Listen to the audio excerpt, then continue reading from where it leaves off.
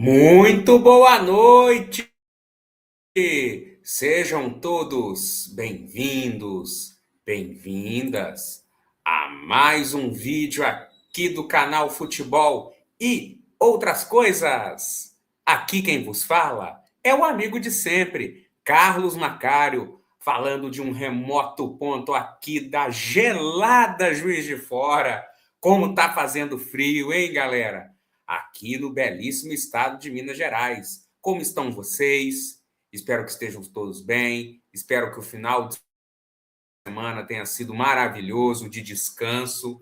Galera! Mas que Copa do Mundo, hein? Prometeram e estão nos dando a maior das Copas do Mundo.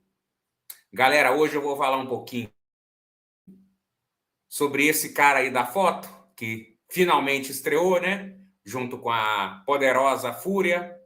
Espanha, que finalmente mostrou que veio e goleou. Vou falar um pouquinho sobre o conto de fadas que ainda se faz presente nesta Copa. Toda Copa tem uma surpresa, e para nossa grata surpresa, para nossa grata felicidade, este ano a surpresa se dá pelo nome de Cabo Verde, que vem aprontando das suas.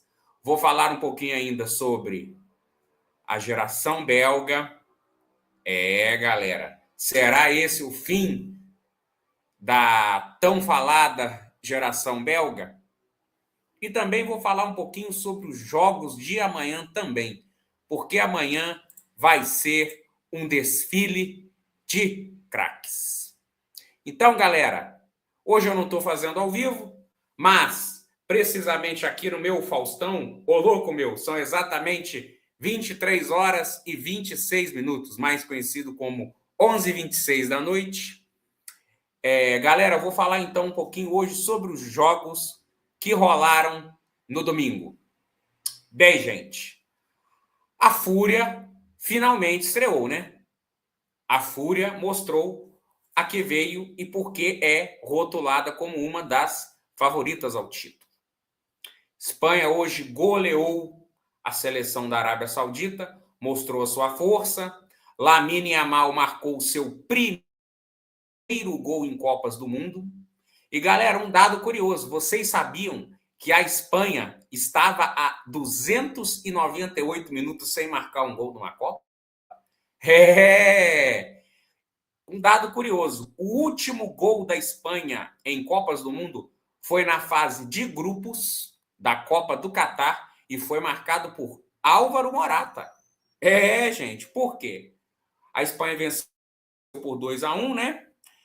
E passou para as oitavas de final, a qual empatou com a seleção marroquina em 0-0, que persistiu na prorrogação, indo para os pênaltis e sendo eliminada nas penalidades para a seleção marroquina, que, surpreendentemente, também eliminou a seleção de Portugal e foi até as semifinais, como a primeira seleção africana a disputar uma semifinal de Copas. Galera. Mas aí vocês me perguntam como foi o jogo. Bom, Espanha e Arábia Saudita, sem nenhuma surpresa, um amasso da seleção espanhola. Como vocês estão vendo aí, gols de Lamine Yamal. Esse aqui, que eu sempre vou falar e sempre vou defender, Oyarzabal, é um jogador muito querido pela torcida da Espanha, que sempre quando entra, entrega gols, assistências, é um jogador que ajuda na marcação. Hoje fez 2 gols, tá? E, galera, as estatísticas foram as seguintes: foram 29 chutes ao gol da Espanha contra 1 da seleção marroquina, 14 no alvo, nenhum da seleção da Arábia Saudita, perdão. Posse de bola, naturalmente, 75% de posse de bola para a Espanha, contra 25% da Arábia Saudita. 780 passes trocados pela Fúria, com uma precisão de 95%. Faltas 12-4, cartões amarelos 1 pela Espanha e 3 pela Arábia Saudita. 4 impedimentos para a Espanha, óbvio, ela buscou mais o jogo o tempo todo, né? Então, 1 impedimento da Arábia Saudita.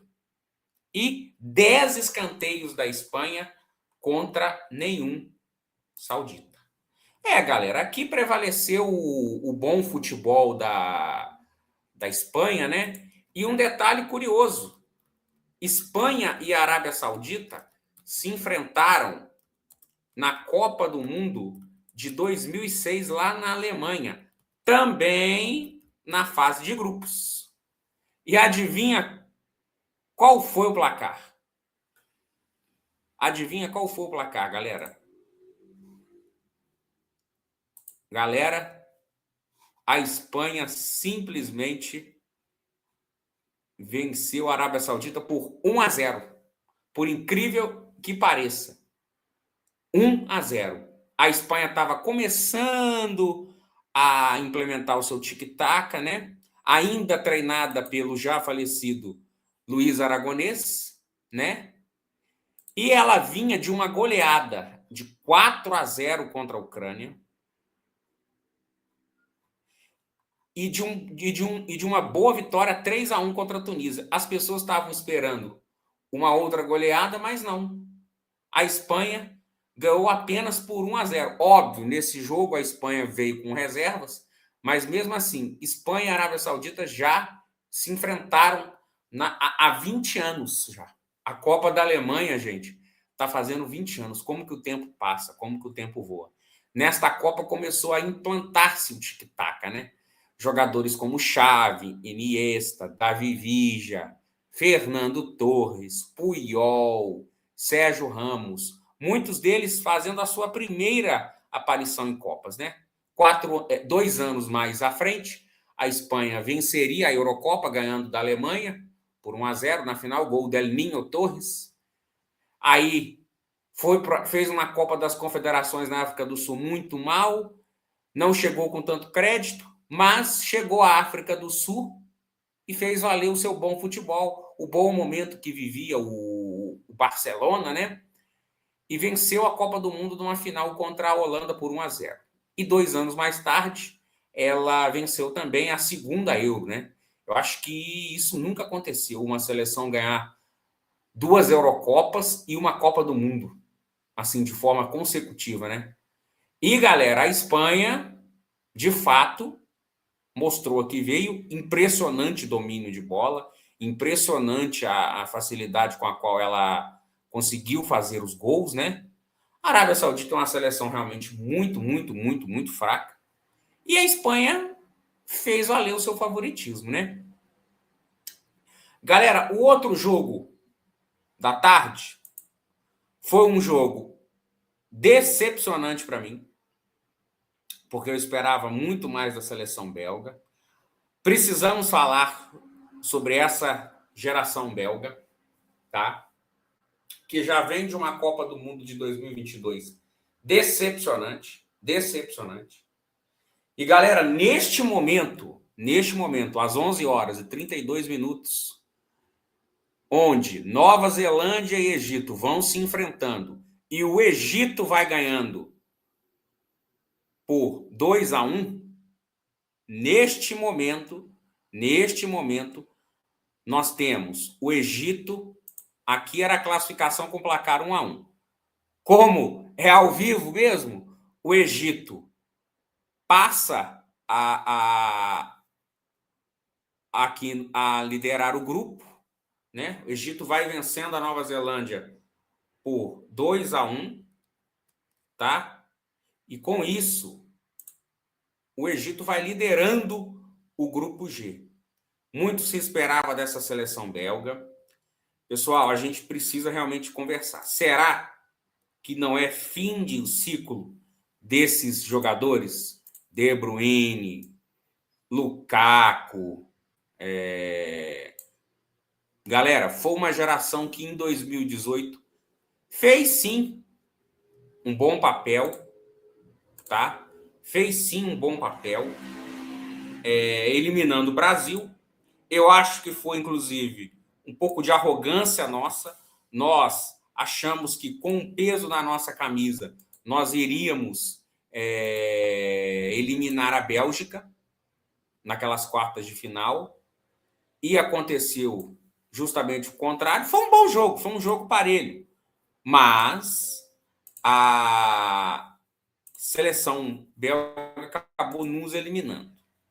E aí se esperava muito mais, né? Se esperava muito mais. Em 2022,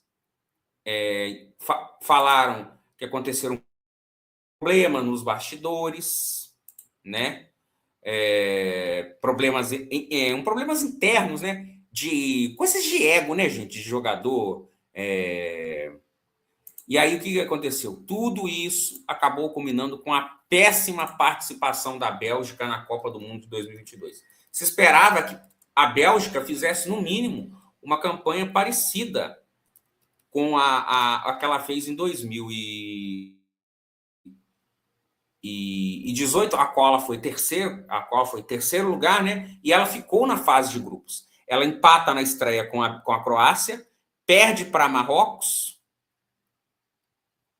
por 2-0 e ganha do Canadá de 1-0. Ela fica em terceiro lugar, gente. Fica em terceiro lugar, sendo eliminada por Marrocos e Croácia. E, novamente, gente, a Bélgica vai fazendo uma péssima Copa do Mundo. Péssima Copa do Mundo.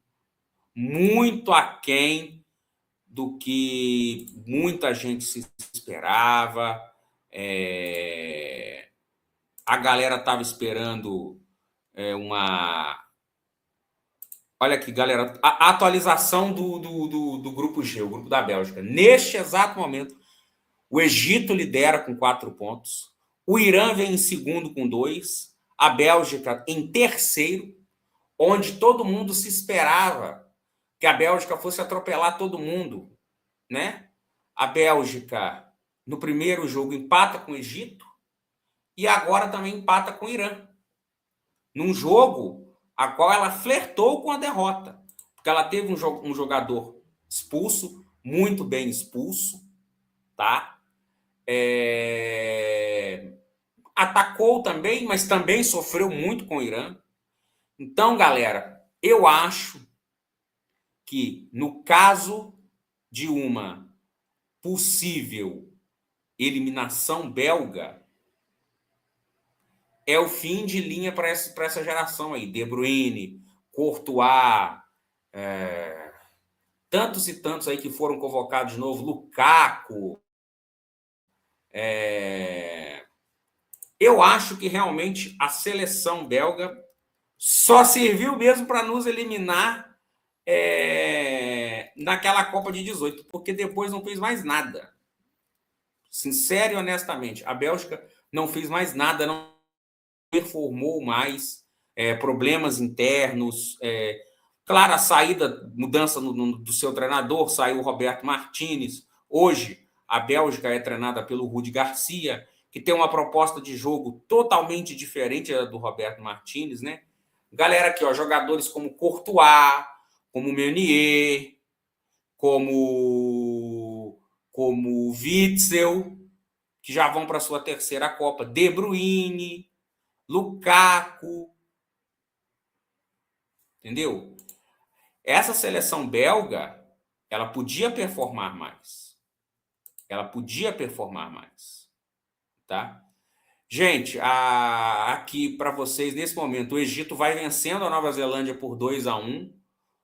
A Nova Zelândia, surpreendentemente, saiu na frente aos 15 minutos com um gol de Sama, só que o Egito foi lá e buscou a virada com Mostafa Zico, mais um, em homenagem ao Galinho, e o nosso grande Mohamed Salah. Então, neste momento, atualizando para vocês a classificação do grupo G, neste momento, com 2-1 no placar, o Egito lidera, o Irã vem em segundo e a Bélgica em terceiro lugar. Então, galera, eu acho que, em se tratando de uma nova eliminação na fase de grupos, é o fim dessa geração belga. Quando se fala em geração belga, gente, eu tenho as minhas reticências, as minhas discordâncias em relação a isso. Uma geração, para mim, é uma coisa que marca, né? Nós tivemos, nos anos 90, ali, a Dunga, né? Que o Dunga foi muito criticado na Copa de 90 e deu a volta por cima em 94. Você tem a geração, talvez, ali de ouro, que foi os anos 50 e 60, comandadas pelo Pelé. Né? Eu acho que uma geração, galera, é marcada por bons jogadores, mas também por títulos. Né? A gente fala assim, a era Messi, a era Cristiano Ronaldo, eles ganharam muita coisa. O que essa seleção belga ganhou? Absolutamente nada. Terceiro lugar numa Copa do Mundo, que foi a melhor colocação belga em mundiais, né? E depois nada mais do que isso. Inclusive, parece que é uma sina, né? Toda seleção que elimina o Brasil passa por momentos bem delicados, né? A Alemanha, depois que aplicou o sonoro 7-1 aqui no Mineirão em 14, fez 2 péssimas Copas do Mundo na sequência, né? Em 18 e 22, ficando na fase de grupos, né? Agora, em 2026, ela reacendeu, né? Mas, mesmo assim, acredito estar correndo por fora. Eu não descarto apenas pelo seu nome, pelo seu poderio e por tudo que ela representa. Afinal de contas, é uma seleção tetracampeã. É uma seleção com 13 semifinais no seu currículo. É uma seleção com 8 finais, 4 títulos e 4 vices. Então, a gente nunca pode descartar a Alemanha, né? Mas eu acho que ela corre por fora. Eu acho que a Alemanha está começando a fazer o mesmo processo de 14. A Alemanha, ela começou a montar o seu time campeão em 14 em 2002. Se você pegar ali o Miroslav Klose, ele atuou na Copa de 2002. Aí da Copa de 2006 já vem Schweinsteiger, já vem Philipp Lahm. Para a Copa de 2010, aí começa, aí vem Neuer, vem Boateng, vem Toni Kroos, vem Khedira, Ozil, Thomas Müller. E para 2014 ela ainda agregou com aqueles reservas de luxo que sempre entravam, mas davam conta do recado, como Andrea Schürrle e Mário Götze, que fez inclusive o gol do título na final contra a Argentina no Maracanã, né? Para quem não se recorda, a jogada do gol do título da Alemanha foi um passe do Andrea Schürrle para um meio voleio do Mário Götze, né? Mas, bom, em se tratando de geração, gente, eu classifico, inclusive, a seleção croata, a geração croata, muito mais... com resultados muito mais...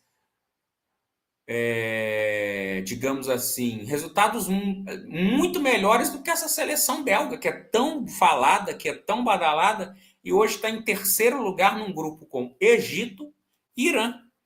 Então, gente, eu acredito que a seleção belga, sendo eliminada novamente na fase de grupos, e que pode acontecer, afinal de contas, tudo é possível se tratando de uma Copa do Mundo, né?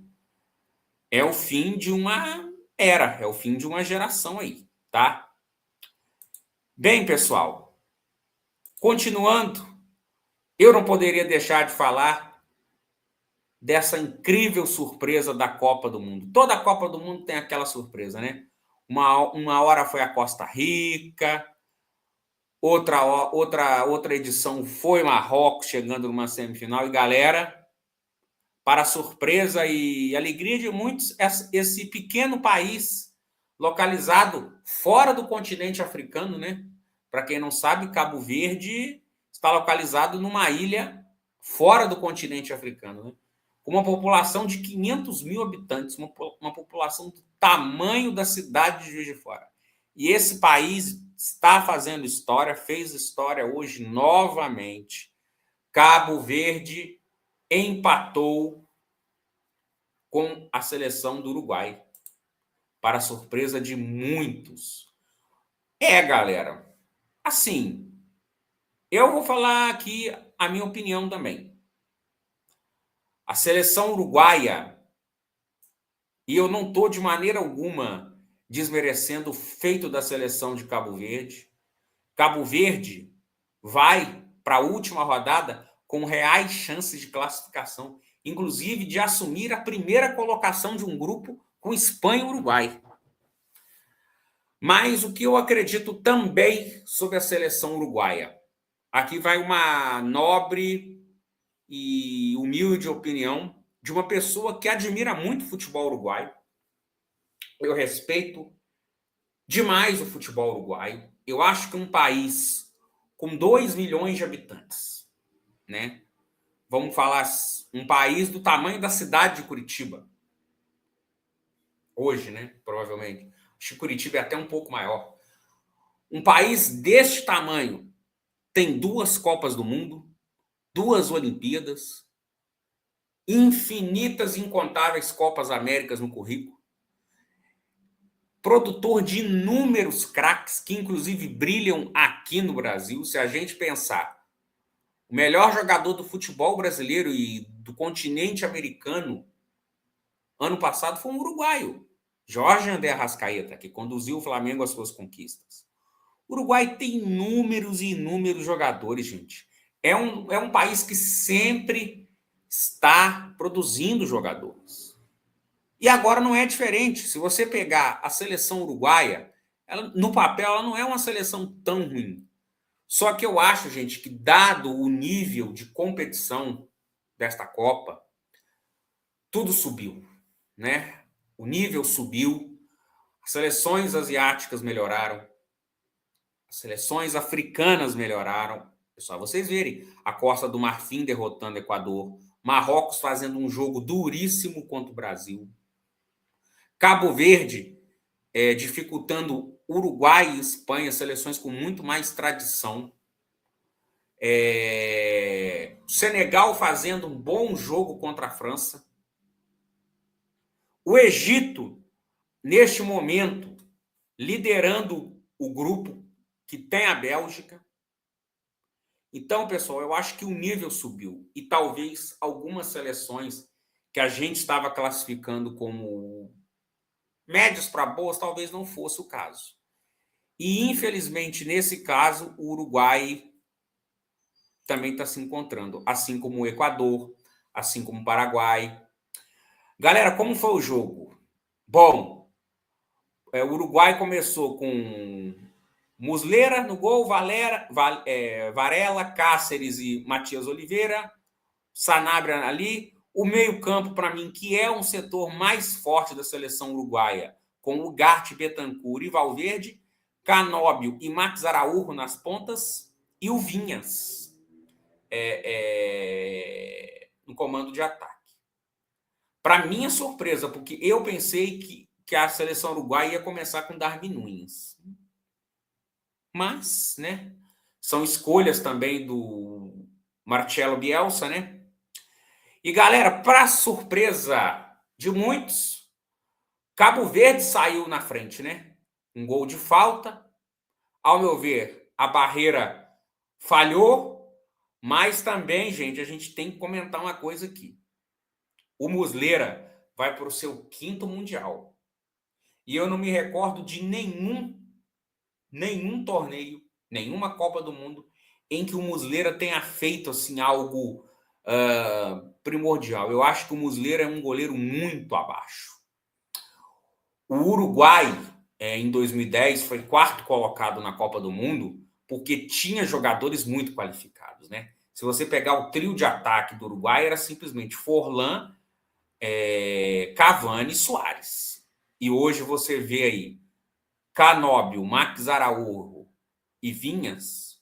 Gente, é um declínio muito grande. Você vê aí Cáceres e Matias Oliveira. Se você pensar que antes a zaga Godin e Lugano, depois Godin e Jiménez. É complicado, gente.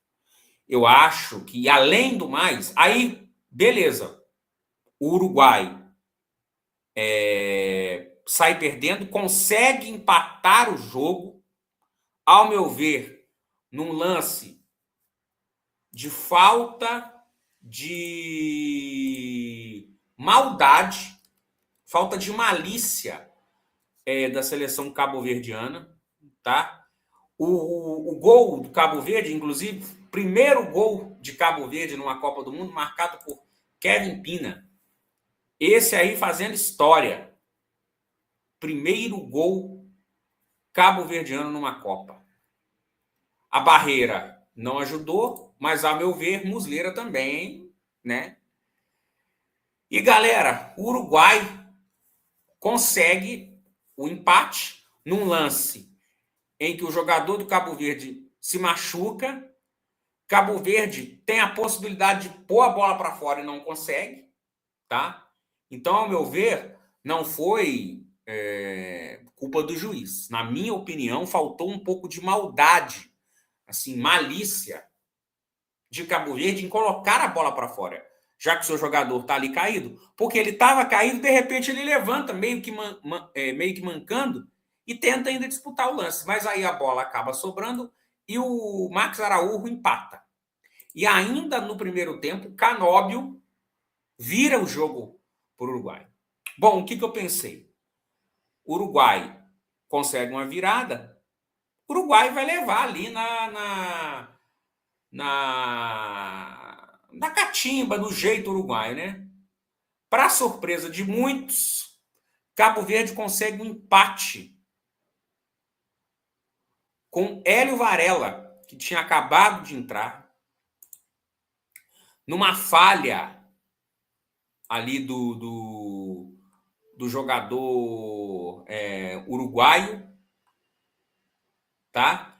Que tenta ali atravessar uma bola, o jogador de Cabo Verde recupera, o seu Muslera mais uma vez sai atrapalhado do gol e Uruguai toma o gol de empate, ainda assim tenta martelar ali Cabo Verde, tenta, mas, gente, faltou ali a qualidade. Os gols que o Uruguai perdeu, provavelmente Luís Soares, que foi mostrado a toda hora no telão, e que era sim um senhor jogador, ele não perderia. Mas aqui vai a minha observação. O pessoal mostrou muito o Soares, mas eu preciso comentar uma coisa. Gente, o Luís Soares não tem mais condições físicas.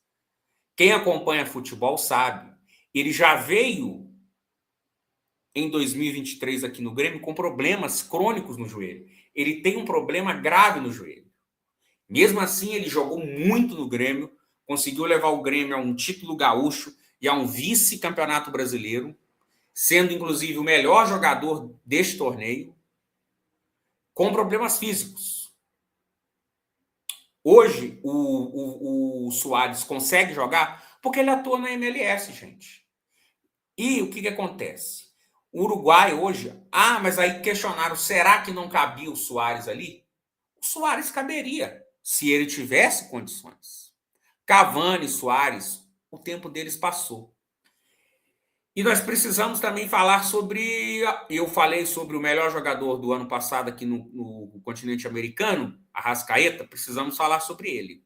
Pessoal, não tem condições.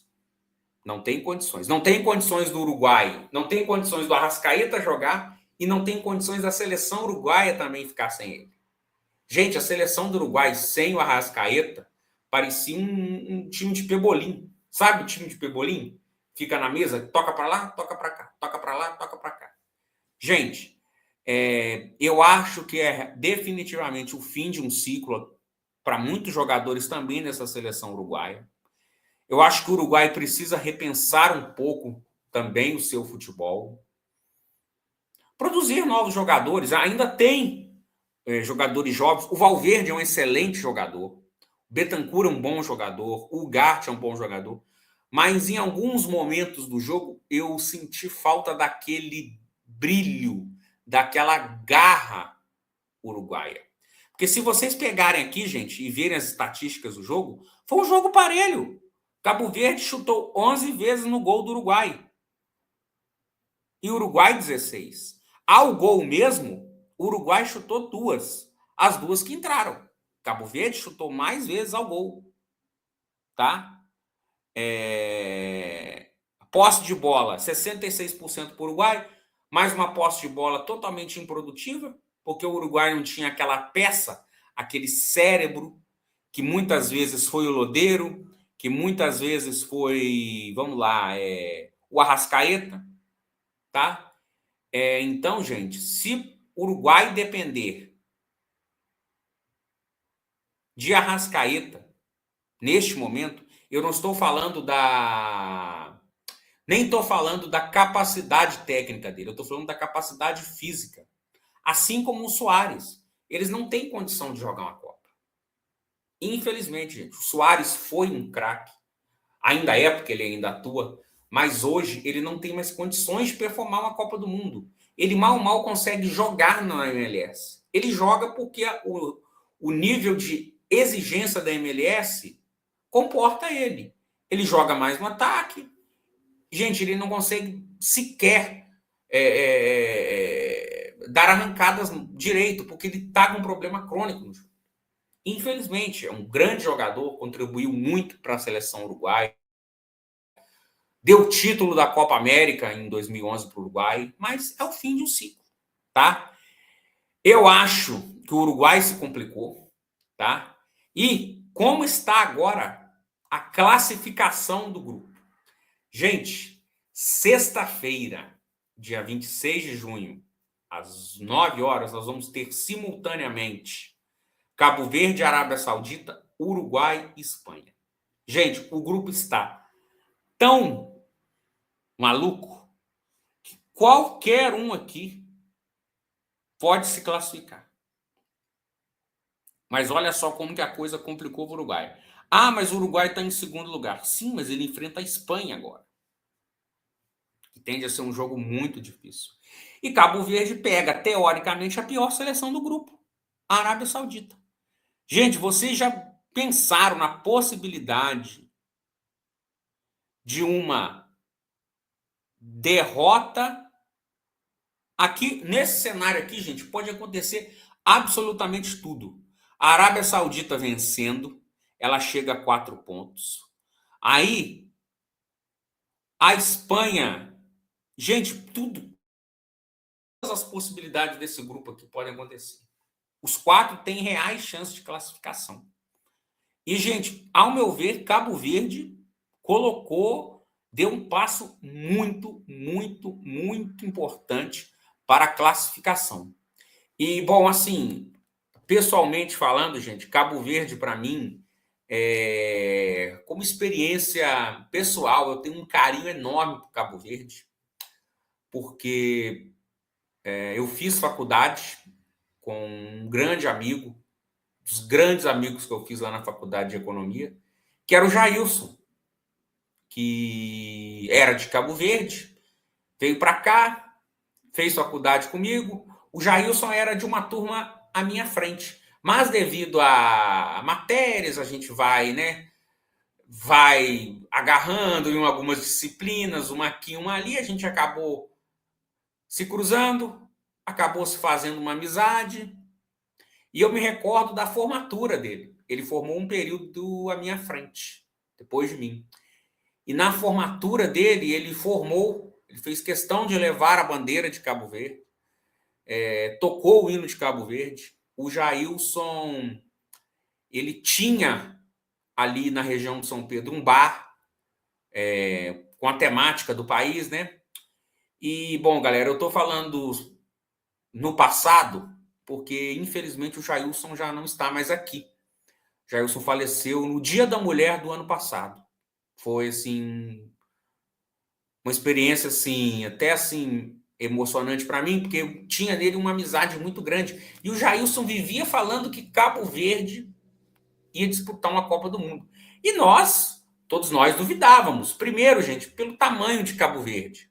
E segundo, porque na África era mais difícil as eliminatórias para a Copa do Mundo, quando ainda era no formato de 32. Com 48, aumentou-se as vagas, né? E quis o destino que Cabo Verde fosse disputar uma Copa do Mundo sem a presença do seu habitante, para mim, mais ilustre, que era o Jailson. Mas eu tenho certeza que aonde ele quer que ele esteja, ele está muito feliz assistindo a ótima performance de Cabo Verde. E toda vez que Cabo Verde entra em campo, eu lembro dele com muito carinho E tomara que Cabo Verde consiga classificação. Eu acho que Cabo Verde vai se classificar em segundo lugar nesse grupo. E eu acho que o Uruguai sobrou aí nessa brincadeira. Cabo Verde nos reservou uma grata surpresa nessa Copa do Mundo.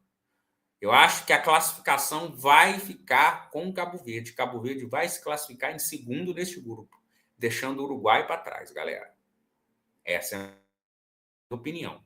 Não sei a de vocês. Bom, galera, continuando aqui, amanhã,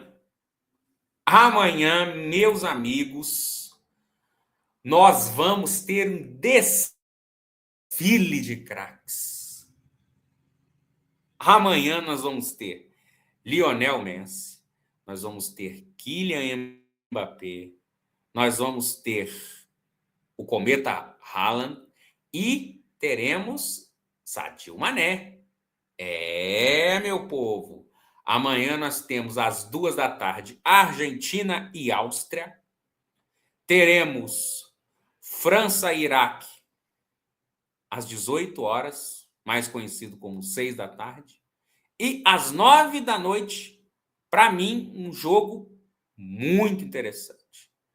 Aqui na arte está errado, peço desculpas a vocês, mas teremos Senegal e Noruega. Para mim, o jogo do dia. Senegal tem uma seleção muito organizada e a Noruega mostrou força na estreia contra o Iraque, né? Não sei o que pode acontecer, galera. Tudo pode acontecer em se tratando de Copa do Mundo. Eu estou aqui falando e acompanhando aqui. O Egito acaba de fazer mais um gol com Trezeguet. Então, galera, este cenário aqui se consolida. O Egito em primeiro, o Irã em segundo, a Bélgica em terceiro, a Nova Zelândia em quarto lugar. Bom, galera, então é isso. Hoje o vídeo é um pouquinho mais curto. Peço desculpas pela hora, mas eu estava esperando ver se terminava esse jogo do Egito e Nova Zelândia para poder trazer uma atualização uma classificação mais atualizada do grupo, né? Grupo G esse, que na sua última rodada vai ter Nova Zelândia contra a Bélgica e Egito e Irã. Pessoal, e aí também, aqui tá tão embolado que também tudo pode acontecer aqui. Bom, mas eu acredito que a Bélgica pelo menos vença a Nova Zelândia, né? Aí pularia aqui para 5. E a decisão do grupo estaria entre Egito e Irã. Ainda pode se concretizar aquele cenário de Bélgica em primeiro e Egito em segundo, que eu estava já nos prognósticos, né? Galera, e mais uma vez, falando sobre o jogo do Uruguai, eu tenho um dado aqui muito interessante, que é para a gente, pessoal que simpatiza com a seleção uruguaia, pensar. E quem me deu essa informação foi a minha querida amiga Vanessa. Vanessa Imaculada dos Reis Valério. Minha grande amiga vicentina que entende muito de futebol. A última vitória do Uruguai em Copas do Mundo sem Luís Soares foi em 1990. Então, para vocês pensarem aí um pouquinho, refletirem, será que realmente o Uruguai não está necessitado de uma repaginada, não só nas suas ideias, mas talvez um novo treinador? E, galera, quando eu falo isso, é com total respeito ao Marcelo Bielsa. Ele é um treinador que, para muitos, ele é taxado como arrogante, como ortodoxo. Mas, gente, quem entende de futebol, quem acompanha e estuda futebol, sabe. Marcelo Bielsa foi um inovador. Ele trouxe, assim, grandes reinvenções táticas para o futebol. Talvez hoje ele não tenha mais aquela aura, aquela coisa que ele tinha ali para os anos 90 e 2000. Ele esteve à frente da Argentina durante 4 anos, né? 6 anos, na verdade, entre 98 e 2002, se eu não estou equivocado. Ele é um treinador, gente, que tem uma carreira com poucos títulos, mas todo e qualquer treinador, inclusive o senhor Pepe Guardiola, tem Marcelo Bielsa uma referência. Ele é um estudioso do futebol, literalmente, gente. Ele treinou a Argentina entre 98 e 2004. Treinou a seleção chilena entre 2007 e 2011, gente. Tem uma passagem linda pelo Leeds United, a qual ele devolve o tradicionalíssimo Leeds United à Premier League. Tá? Ele é campeão da Championship em 2019-20. Ele tem poucos títulos mesmo. Ele tem uma medalha de ouro na Olimpíada de 2004 em Atenas. Ele tem um campeonato argentino à frente do Vélez. Ele foi vice-campeão com o News Old Boys, a qual ele perdeu para o São Paulo do Tele. Mas ele é taxado, às vezes, como louco, às vezes como controverso, porque, às vezes, ele fica pouco tempo nos lugares. Ele simplesmente ficou na Lazio 2 dias. Ele treinou o Lille da França por praticamente ali 6 meses, também brigou, né? Mas assim, quem entende de futebol sabe que ele é um grande treinador. Ele está na história do futebol mundial. Vários treinadores têm nele uma referência. Jorge Sampaoli já disse em entrevistas que se espelha em Marcelo Bielsa, tá? Mas, galera, é isso. Eu acho que tanto a seleção belga como a seleção uruguaia precisam de uma repaginada, de uma reestruturação, de uma nova visão mesmo, assim, sabe? Eu acho que são fins de ciclo, né? Essa Copa vai marcar o fim de ciclo de vários jogadores, como o Modric, como o Cristiano Ronaldo, como o Messi. E é assim, gente. A gente tem que entender que, como já dizia a música, o novo sempre vem, né? Então, galera, é isso. Galera, queria muito agradecer a audiência. Atingimos uma marca significativa de 1.200 visualizações dos nossos vídeos. Eu queria agradecer vocês demais, demais, demais, demais.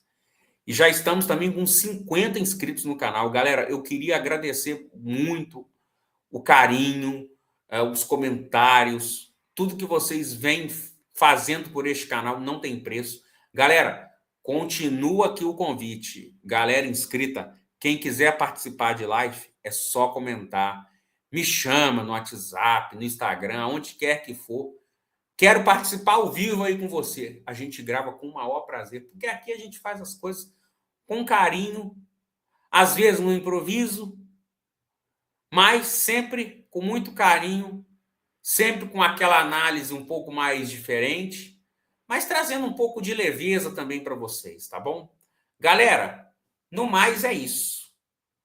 Muito obrigado por mais uma audiência, por mais uma companhia juntos em mais um vídeo aqui deste canal. Um forte abraço para vocês. Amanhã eu vou fazer mais um vídeo, porque amanhã vai ter esse desfile desses craques. E é isso. Eu me despeço aqui. Cuidem-se todos. Uma excelente segunda-feira e um bom início de semana para todos. Fiquem com Deus e tchau!